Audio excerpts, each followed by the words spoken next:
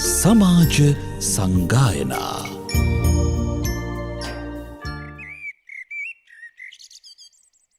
නමෝ තස්ස භගවතෝ අරහතෝ සම්මා සම්බුද්දස්ස නමෝ තස්ස භගවතෝ අරහතෝ සම්මා සම්බුද්දස්ස නමෝ තස්ස භගවතෝ අරහතෝ සම්මා සම්බුද්දස්ස.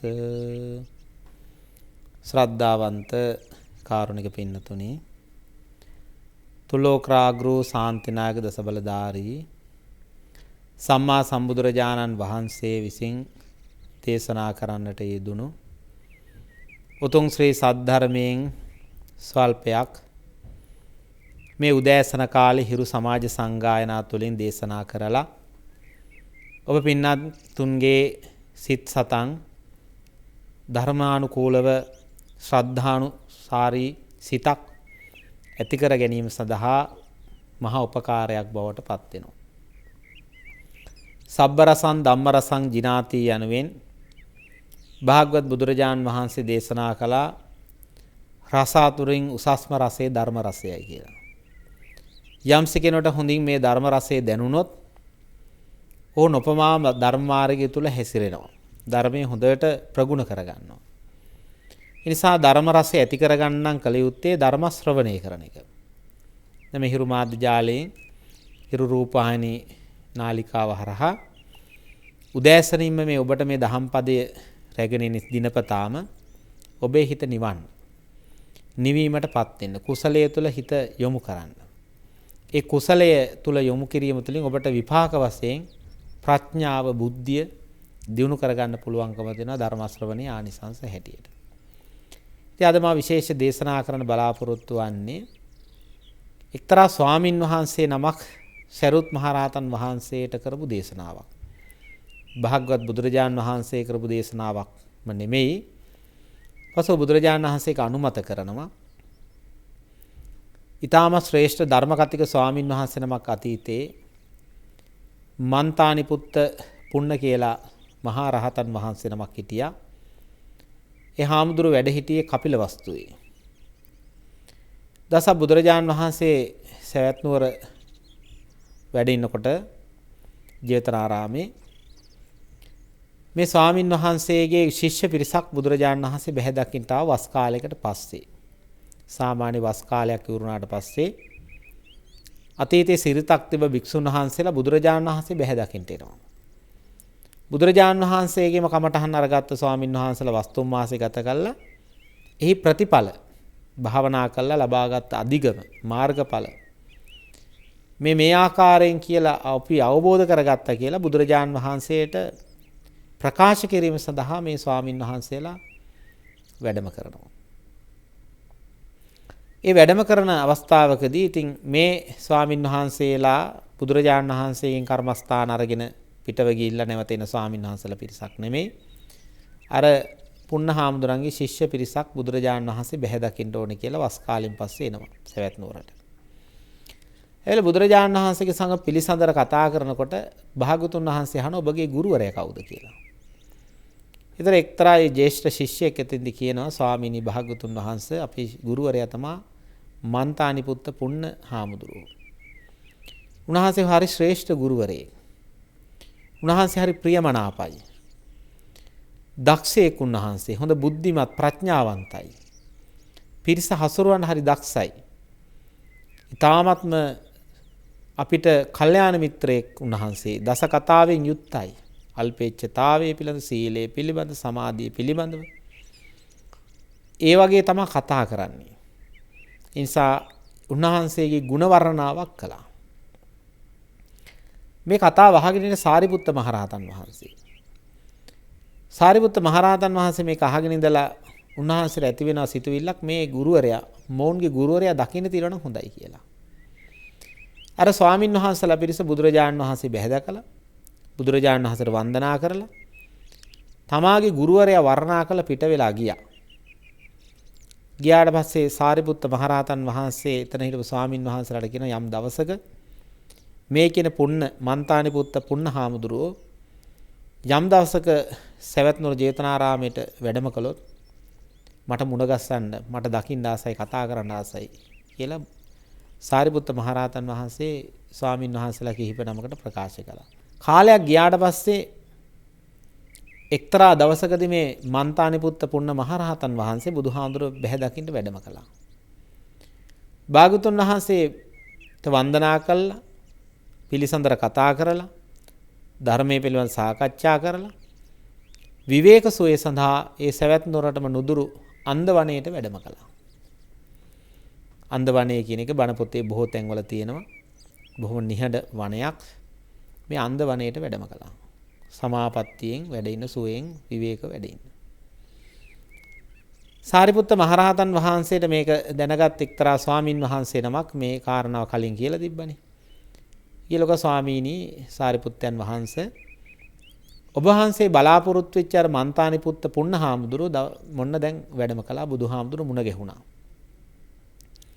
භාගතුන් වහන්සේ මුණ ගැහලා වන්දනා කළා, දැන් අන්දවණේට විවේක සඳහා වැඩම කළා කියලා. ඒ වෙලාවේ මේ සාරිපුත්ත මහරහතන් වහන්සේ දිවා දන් වළඳලා විවේක වෙලාවක් බලලා මේ අන්දවණේට වැඩම කළා මේ ස්වාමින් වහන්සේ මුණ ගැහෙන්න. කවුද? පුන්න මහරහතන් වහන්සේ. බලන්න සාරිපුත්ත මහරහතන් වහන්සේ කියන්නේ බුදුරජාණන් වහන්සේගේ අග්‍ර ශ්‍රාවක, දකුණ ශ්‍රාවක, ප්‍රඥාවන්ත භික්ෂුන් වහන්සේලා අතර අග්‍රස්ථානයි. බුදුහාමුදුරන්ට පස්සේ යම් ප්‍රඥාවක් වෙන ඒ තිබි සාරිපුත්ත මහරහතන් වහන්සේට. හැබැයි බුදුහාමුදුරන්ගේ ප්‍රඥාට සසඳන්න බෑ. සාරිපුත්ත මහරහතන් වහන්සේට තරම් ප්‍රඥාවක් අනික් ශ්‍රාවකයන් වහන්සේලාට තිබෙන්නේ නැහැ.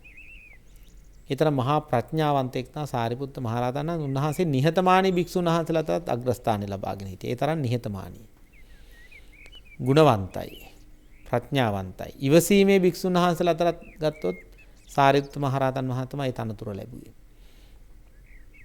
ඉතින් අර අන්ද වනයේට වැඩම කළා. මන්තානිපුත්ත මහරහතන් වහන්සේ, පුන්න මහරහතන් වහන්සේ ඉන ස්ථානයට ළඟා වෙලා පොඩක් උන්වහන්සේ සමාපත්තිය නැගිටිනකන් හිටියා. සමාපත්තිය නැගිටියට පස්සේ ළඟට ගිහිල්ලා ආසනයක වාඩි වුණා.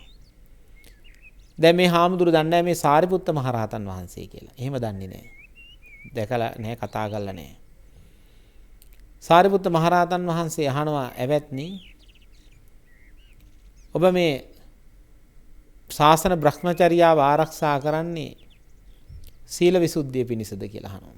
ශාසනික බ්‍රහ්මචර්යාව, ඒ කියන්නේ මේ පැවිද්ද ගත කරන්නේ සීලේ පිරිසුදුකම සඳහා, සීලේ ආරක්ෂා කර ගන්නද කියලා අහනවා. "නැත ස්වාමීනි" කියලා පිළිතුරක් දෙනවා. එහෙනම් චිත්ත විසුද්ධිය පිණිසද? "නැත" කියලා පිළිතුරක් දෙනවා. සීල විසුද්ධියද කියලා අහුවම නෑ කිව්වා. චිත්ත විසුද්ධියද කියලා අහුවම නෑ කිව්වා. දිට්ඨි විසුද්ධියද කියලා අහුවම නෑ කිව්වා. සීල විසුද්ධිය, චිත්ත විසුද්ධිය, දිට්ඨි විසුද්ධිය. කාංකාවතරණ විසුද්ධිය. කාංකාවතරණ විසුද්ධිය පිණිසද කියලා අහුවා. නැත ස්වාමීනි කියලා කිව්වා. මග්ගා මග්ග ඥාන දර්ශන විසුද්ධිය පිණිසද කියලා අහුවා. නැත ස්වාමීනි කිව්වා. පටිපදා ඥාන දර්ශන විසුද්ධිය පිණිසද කියලා අහුවා. නැත ස්වාමීනි කිව්වා. ඥාන දර්ශන විසුද්ධිය පිණිසද කියලා නැත කිව්වා.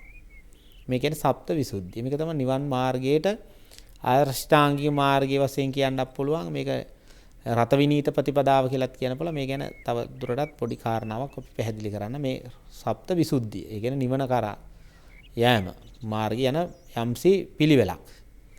අෂ්ටාංගික මාර්ගයේ ප්‍රඥා කියන කොටසට, සීල සමාධි ප්‍රඥා කියන කොටසට අදාළ සප්ත විසුද්ධියක් මේ තියෙන්නේ. ඒකම තමයි.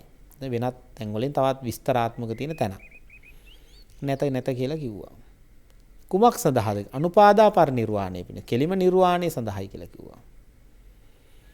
අනුපාදා පරිනිර්වාණය කියලා කියන්නේ සම්පූර්ණයෙන්ම පිරුණම් පෑමෙන් පස්සේ ලැබෙන නිවන. දැන් පරිනිර්වාණ දෙකක් තියෙනවානේ. සෝපාදිශේෂ පරිනිර්වාණය, අනුපාදිශේෂ පරිනිර්වාණය. සෝපාදිශේෂ පරිනිර්වාණය කියලා කියන්නේ කෙලෙස් ප්‍රහාණය වෙන තැන. දැන් පෘථග්ජන ස්වභාවයෙන් හිටපු කෙනා රහත් වුණා නම් අන්න සෝපාදිශේෂ පරිනිර්වාණය. කෙලෙස් ප්‍රහාණය කිරීම. පංච උපාදානස්කන්ධේ උපාදාන නැති කර ගැනීම. ඒ කියන්නේ පංචස්කන්ධය විතරනේ. රහතන් වහන්සේලාට තියෙන පංචස්කන්ධය. අපිට පංච උපාදානස්කන්ධ. උපාදාන කියන්නේ තදින් අල්ලගත්ත ස්වභාවයක් තියෙනවා. මම මාගේ මගේ ආත්මය වශයෙන් ගත්ත තෘෂ්ණා මාන දිට්ඨි වශයෙන් අපි අරන් තියෙන මේ පංචස්කන්ධය මගේ කියලා. මාගේ කියලා මගේ ආත්මය වශයෙන් අරගෙන තියෙනවා. ඒක සම්පූර්ණ නැති වෙනවා රහත් වුණාම. ඒතර තියෙන පංචස්කන්ධය විතරයි. ඒක තියෙන්නේ පිරුණම් පානකම් විතරයි. පිරුණම් පෑපු ගමන් ඒකත් ඉවරයි. ඒක තමයි අනුපාදා පරිනිර්වාණය කියලා කියන්නේ. එතෙන්ටයි අපි මේ යන්න හදන්නේ. මොකද රහතන් වහන්සේලාටත් දුකක් තියෙනවා. සියලුම දුක් නැති කලාට දුකක් තියෙනවා. ඒකද පංචස්කන්ධ දුක. ඒ කියන්නේ ඒක පරිහරණය කරන්න ඕනේ ජීවත් වෙනකම්. ආහාර පාන දෙන්න ඕනේ, වතුර ටික දෙන්න ඕනේ. දැන් අපි මේ පංච උපාදානස්කන්ධයේ දුකත් එක්කනේ අපි ඉන්නේ. රහතන් වහන්සේලා උපාදානස්කන්ධ ඒ කෙලෙස් පරිනිර්වාණය වෙලා ඉවරයි.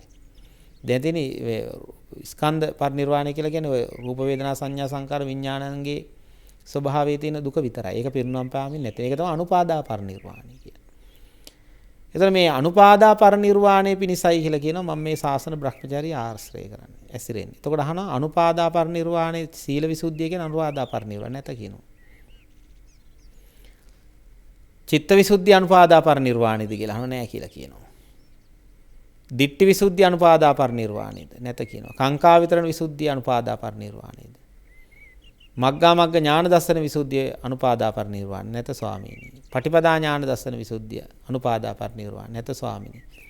ඥාන දර්ශන විසුද්ධිය අනුපාදා පරිනිර්වාණය නැත ස්වාමීනි කියලා කියනවා. එහෙනම් මට මේක පැහැදිලි කරන්න කියලා සාරිපුත්ත මහරහතන් වහන්සේ කියනවා. සාරිපුත්ත මහරහතන් වහන්සේ මේ නොදැන නෙමෙයි මුන්වහන්සේගේ ධර්මඥාන විමසණ්ඩයි මේ ප්‍රශ්න අහන්නේ. බලන්න බොහොම ලස්සන උපමාවක් පැහැදිලි කරනවා. දැන් මේ සීලයෙන් තමයි පටන් ගන්න. සීලේ විසුද්ධිය නැත්තම් චිත්ත විසුද්ධියට යන්න බෑ. ඉතින් ඒක පැහැදිලි කරනවා. ස්වාමීනි කොසල් රජුරවන්ට සවැත් නුවර ඉඳන් සාකේත නුවරට යන්න අවශ්‍යයි. යොදුන් 7ක් දුරයි. සවැත් නුවර ඉඳන් සාකේත නුවරට යොදුන් 7ක් දුරයි. ඉක්මනින් ගමනක් යන්න ඕනේ. ඉක්මනින් ගමන යාම සඳහා අජානීය අශ්වයන් යොදූ රථ 7ක් යොදා ගන්නවා. අජානීය අශ්වයන් කියන්නේ අශ්වයන්ගේ හොඳම අශ්වයෝ, ශක්තිමත් දක්ෂ අශ්වයෝ කීකරු. අජානීය අශ්වයන් යොදූ රථ 7ක් යොදා ගන්නවා. ගව්වෙන් ගව්වට ඒ රථ 7 තියෙනවා. සවැත් නුවරින් එක රථයකින් පිටත් වෙනවා. අජානීය අශ්වය යොදූ රථයෙන් පිටත් වෙනවා. ගව්වක් යොදුනක් ගිහිල්ලා ඒ රථයෙන් බහැලා දෙවෙනි රථයට නගිනවා. පළවෙනි රථය අතහරිනවා. දෙවෙනි රථයෙන් යොදුනක් ගිහිලා ඒ රථයෙන් බහැලා තුන්වෙනි රථයට නගිනවා. තුන්වෙනි රථයේ ප්‍රමාණයක් ගිහිල්ලා ඒක යොදුනක් ගිහිල්ලා හතරවෙනි රථයට නගිනවා. හතරවෙනි රථයෙන් ගිහිල්ලා හතරවෙනි රථයෙන් බහැලා පස්වෙනි රථයට නගිනවා. පස්වෙනි රථයෙන් ගිහිල්ලා ඒක අතහැරලා හයවෙනි රථයට නගිනවා. හයවෙනි රථයෙන් ගිහිල්ලා හත්වෙනි රථයට සාකේත නුවරට යනවා. රථ 7කින් තමයි ගිහින් තියෙන්නේ. ඒක සාකේත නුවරේ වැසියෝ අහනවා රජතුමාගෙන්. රජතුමා ඔබ කොයි රථේද ආවේ? දැන් කියන්න පුළුවන්ද පළවෙනි රථයෙන්ම ආවා කියලා? බැහැ. දෙවෙනි රථයෙන්ම ආවා කියන්නත් පුළුවන්ද? බැහැ. එතකොට මොකද්ද? මේ හතම උපකාර වුණා මේ සාකේත නුවරට එන්න. ආන්නේ වගේ තමයි ස්වාමීනි සීල විසුද්ධිය නැත්තම් චිත්ත විසුද්ධියට එන්න බෑ. කියන්නේ සීලේ පිරිසුදු භාවයක් නැත්තම් සමාධියකට එන්න බෑ කියන එක තමයි මේ කියන්නේ. චිත්ත විසුද්ධිය කියන්නේ සමාධිය. ඉස්සලා සීල විසුද්ධියක් ඇති කරගන්න ඕනේ. සීලේ පිරිසුදුකම තියෙන. තමන් රකින්න සීලේ කුමක් හරි වෙන්න පුළුවන්. පංච සීලේ නම් පංච සීලේ. අට සීල් නම් අට සීල්. දස සීල් නම් දස සීල්. සාමනීර සීලේ නම් සාමනීර සීලේ. උපසම්පදා සීලේ නම් උපසම්පදා සීලේ. ඒ සීලේ වැඩි වෙන්න වැඩි සංවරකම වැඩිනේ. ඒතකොට පහසුයි සමාධියට යන්න. එතකොට සීල විසුද්ධිය තිබ්බොත් වා චිත්ත විසුද්ධිය ලැබෙනවා. පළවෙනි රතෙන් ගියොත් තමයි දෙවෙනි රතේට යන්න පුළුවන්. දෙවෙනි රතෙන් ගියොත් තමයි තුන්වෙනි රතෙන් යන්න පුළුවන්. බලන්න මේ ලස්සන උපමාව. ඒතර සීල විසුද්ධිය තිබ්බොත් තමයි චිත්ත විසුද්ධියට එන්න පුළුවන්. සමාධියට එන්න පුළුවන්. සමාධිය තිබ්බොත් තමයි දිට්ඨි විසුද්ධියට එන්න. සමාධිය තුලින් තමයි විදර්ශනා වඩන්නේ. හිතේ සමාධියක් නැතුව විදර්ශනා වඩන්න බෑනේ. නීවරණ ධර්ම යටපත් වෙන සමාධි චිත්ත විසුද්ධිය කියන්නේ නීවරණ ධර්ම යටපත් වෙච්ච අවස්ථාවක්. ඒ කියන්නේ සමාධියටපත් වෙච්ච අවස්ථාවක්. කාමච්ඡන්ද ව්‍යාපාද තීන මිද්ද උද්ධච්ච කුච්ච විචිකිච්ඡා කියන නීවරණ ධර්ම යටපත් වෙච්ච අවස්ථාවක් සමාධිය. ඒතකොට සමාධි හිතට තමයි විදර්ශනා නුවණ ලැබෙන්නේ. එතකොට දිට්ඨි විසුද්ධිය ලැබෙන විදර්ශනා කරන්න ඕනේ. ඕනම ආගමක කෙනෙකුට චිත්ත විසුද්ධිය දක්වා යන්න බෑ. හැබැයි දිට්ඨි විසුද්ධිය යන්න බෑ. මොකද දිට්ඨි විසුද්ධියට යන්න නම් අනිත්‍ය දුක්ඛ අනාත්ම ත්‍රිලක්ෂණය මෙනෙහි කරන්න. ඒක තමයි විදර්ශනා භාවනාව කියලා කියන්නේ. විදර්ශනා භාවනාව වදාරුවේ බුදුරජාණන් වහන්සේ. එහෙනම් බුදුරජාණන් වහන්සේ සරණ යා යුතුමයි. වෙන කවුරුත්වත් කිව්වේ දේශනා කළේ නෑනේ මේ ලෝකේ අනිත්‍යයි දුකයි අනාත්මයි කියලා. අනිත්‍ය කියන්නේ වෙනස් වෙනවා. මේ ලෝකෙම වෙනස් වෙනවා. දැන් අපිත් වෙනස් වෙනවානේ. වයසට යනවා කියන්නේ ඒකනේ. මේ ගස් කොළන් මේ භෞතික ලෝකේ තියෙන සියලුම වස්තු වෙනස් වෙනවා. වෙනස් වෙන නිසා දුකයි. අනාත්ම අපිට නවත්තන්න බෑ. දැන් වයසට යන එක නවත්තන්න පුළුවන්. ලෙඩ වෙන එක නවත්තන්න පුළුවන්ද? වැඩි ඕනේ නැහැ. දැන් අපි වෙනස් වෙනවා කියලා කියන්නේ දැන් උදේට අපි දත් මැද්දොත් ආයි පහුවදා උදේටත් දත් මදින්න ඕනේ. උදේට මූණ හේදුවා කියන දවල්ට නාන්න ඕනේ. ආයි පිරිසිදු හැම වෙලාවෙම මේ ශරීරය වෙනස් වෙනවනේ. අපි පිරිසිදු කරන්න ඕනේ නිරතර නිතර. ඒක ඇඳුම හැමදාම අඳින්න බෑ. හැමදාම ආහාර පාන කන්න බොන්න ඕනේ. ඒක වෙනස් වෙන නිසා. මේක මගේ කිව්වට මට ඕන විදිහට පරිහරණය කරන්න බෑ.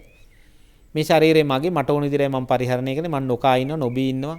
මම මූණ හොදන්නේ නැහැ, නාන්න එහෙම ඉන්න පුළුවන්ද? එහෙම ඉන්න බෑ. මේ ශරීරයේ වෙනස් වෙන විදිහට අපි හැඩ ගහලා තියෙනවා.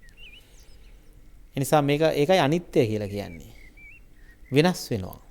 වෙනස් වෙන නිසා අපිට ඒකට අනුගත වෙන්න සිද්ධ වෙලා තියෙනවා. ඒ වෙනස් වෙන නිසා අපිට දුකයි. අනාත්මා කියන වෙනස් වෙන ස්වභාවය අපිට නවත්තන්න බෑ. අපිට මේ උදේ ඇවිලා ආයි රැ වෙන එක නවත්තන්න බෑනේ. ආයි පහුවදා වෙන එක නවත්තන්න අපි ඒකට අනුගත වෙලා තියෙන්නේ. ඒ නිසා මේ අනිත්‍ය දුක් අනාත්ම ත්‍රිලක්ෂණ යට තමයි මේ ලෝකෙම තියෙන්නේ. මේ ලෝකයේම තියෙන්නේ සබ්බේ සංඛාරා අනිත්‍ය. සියලු ලෝක ධාතුම අනිත්‍යයි. සබ්බේ සංඛාරා දුක්ඛාති. සබ්බේ ධම්මා අනාත්තාති. සියලු සංස්කාර ධර්ම අනිත්‍යයි, දුකයි, අනාත්මයි. චිත්ත විසුද්ධියට පැමිණිච්ච කෙනා ඒක මෙනෙහි කරන්න ඕන ditthi විසුද්ධියට යන්න. ditthi විසුද්ධිය කියන්නේ නාම රූප ධර්මයන් අවබෝධ කරගන්න එක. මේක බොහොම ගැඹුරු ධර්ම කාරණාවක්. නමුත් ඔබ උදෑසනීම මේ වගේ දහම් කාරණාවක් අහනවා කියන එක ඔබට හොඳ ප්‍රබෝධමත් ගතියක් ඇති වෙනවා. යථාර්ථයේ තේරුම් ගන්න පුළුවන්කම ලැබෙන මේ ජීවිතේ. මේක ඇත්ත මේක තමයි. මේක බුදුරජාණන් වහන්සේ දේශනා කළේ බුදුරජාණන් වහන්සේ දැක්ක දේ ලෝකේ ඇත්ත යථාර්ථය.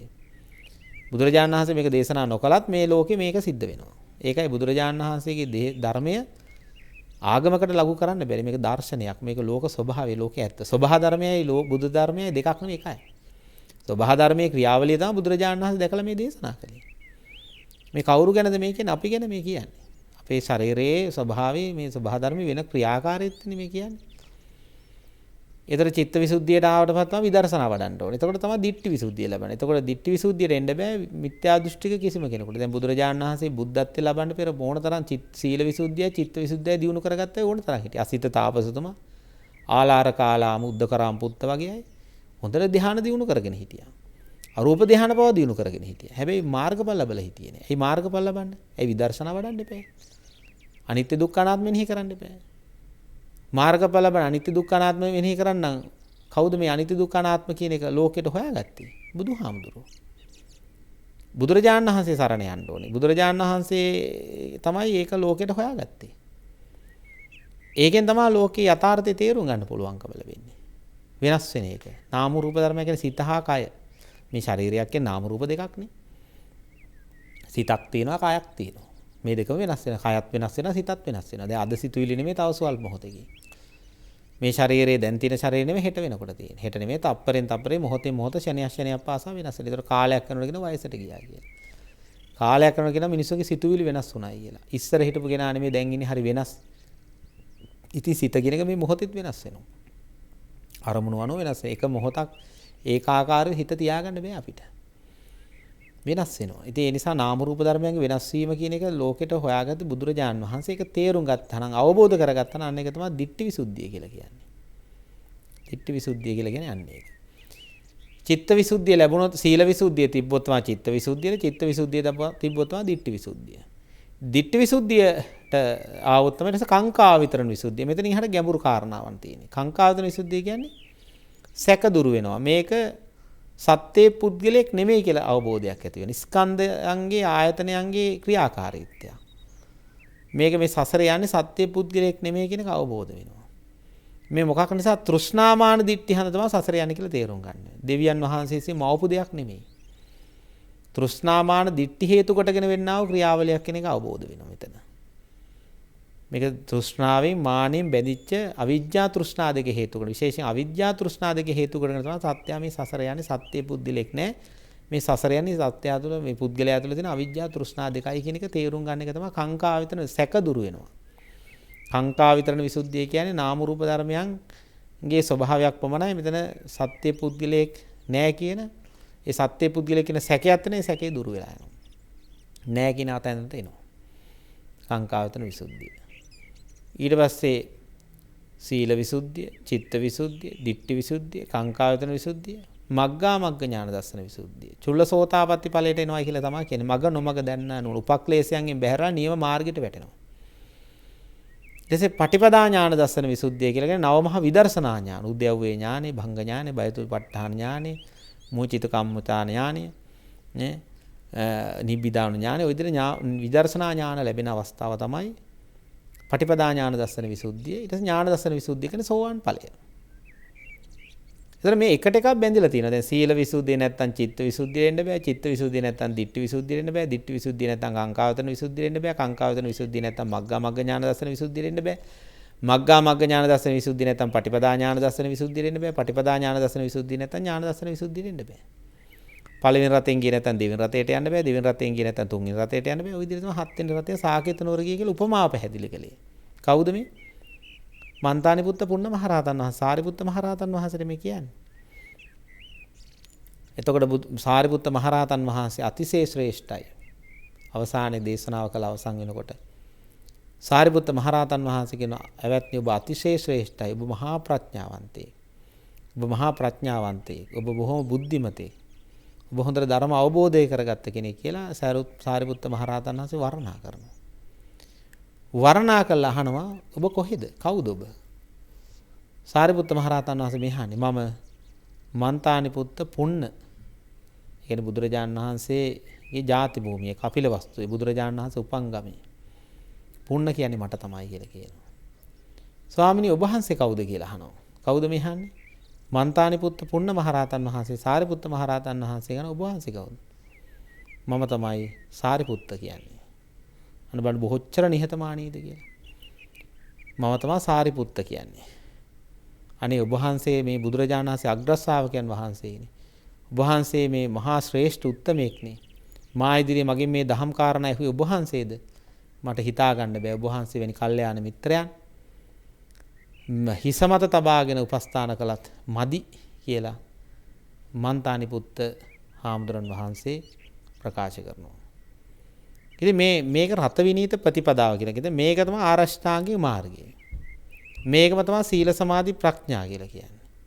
මේක තමයි සල්ලේක ප්‍රතිපදා. මේ එක්කෝම කියන්නේ සීලේ සමාධි ප්‍රඥා. දැන් මෙතන තියෙන්නේ දැන් සීල විසුද්ධිය, චිත්ත විසුද්ධිය, ditthi විසුද්ධිය කියන්නේ සීල විසුද්ධිය කියන්නේ සීලේ, සමාධි කියන්නේ චිත්ත විසුද්ධිය, ප්‍රඥා කියන්නේ එතනින් එහාට ditthi විසුද්ධියේ ඉඳන් ඊතුරු පහම ප්‍රඥාව. ඒ නිසා මේ ගැඹුරු ධර්ම කාරණාවක් ඊටාම සරලව කෙටි කාලයක් තුල දේශනා කරලා මේ කටයුත්ත මේ ධර්ම දේශනාවෙන් කළේ. මේක දීර්ඝ දේශනාවක්. දැන් සීල විසුද්ධිය පමණක්ම පැයක විතර දේශනාවක්. චිත්ත විසුද්ධිය විතරක්ම පැයක විතර දේශනාවක්. ඉතින් මේක මජ්ක්‍ධිම නිකායේ තියෙන සූත්‍ර දේශනාවක්. මේකට කියනවා රත විනීත සූත්‍රය කියලා. ඕනම කෙනෙකුට බලන්න පුළුවන්කම තියෙන වෙනම සප්ත විසුද්ධිය පිළිබඳ වෙනම විස්තරාත්මකව තියෙනවා. ඉතින් මේක බුදුරජාන් වහන්සේ මේක අහලා බොහොම සතුටු වෙනවා. තමන්ගේ ශ්‍රාවකයන් වහන්සේලාගේ මේ දහම් දැනුම පිළිබඳව. ඒක නිසා ත්‍රිපිටක ධර්මයට සූත්‍ර පිටකයට එක මේක එකතු වෙලා තියෙනවා. පින්නතර මේ ගැඹුරු දහම් කාරණා අපි හොඳට විශ්ලේෂණය කරන්න ඕනේ. දැන් අපි මේ බෞද්ධයන් හැටියට මේ බණහන ඔබ ඥානාන්විතව බණ ඇහුවොත් ඔබට නාම රූප නිවන් දකින්න බලාපොරොත්තුවක් ඔබේ තියෙනවා නම් ඔබ සාමාන්‍ය බණ කතා විතරක්ම නෙමෙයි ඔබ මේ ගැඹුරු දහම් කාරණා ශ්‍රවණය කරන්න ඕනේ. ස්කන්ධ පිළිබඳව, ආයතන පිළිබඳව, ධාතු පිළිබඳව, ඒව පිළිබඳ හොඳ මන අවබෝධයක් ඇති කරගන්න ඕනේ. එහෙම ඇති කරගත්තේ නැත්නම් ඒ අපිට කවදාකවත් විදර්ශනා නුවණක් ලබන්න පුළුවන් කමක් නැහැ. සමහර කෙනෙක් කියන්න පුළුවන් ඔය ධර්ම දේශනා හරි ගැඹුරුයිනේ. තේරෙන්නේ නැහනේ. දැන් මේ කවුරු ගැනද මේ කියන්නේ? මේ අපි ගැන කියන්නේ. මේ අපේ නාම රූප ගැන මේ අපිනේ. දැන් ආයතන පිළිබඳව. මොනවද? ඇස කන නාසය දිව ශරීරය. අභ්‍යන්තර ආයතන ඇස කන නාසය දිව ශරීරය. බාහිර ආයතන රූප ශබ්ද ගන්ධ රස ස්පර්ශ වලින් යන අරමුණු. විඥානයේ සිත මේවා අපේනේ තියෙන්නේ. එතන මේ රූපය කියන මේ ශරීරයනේ.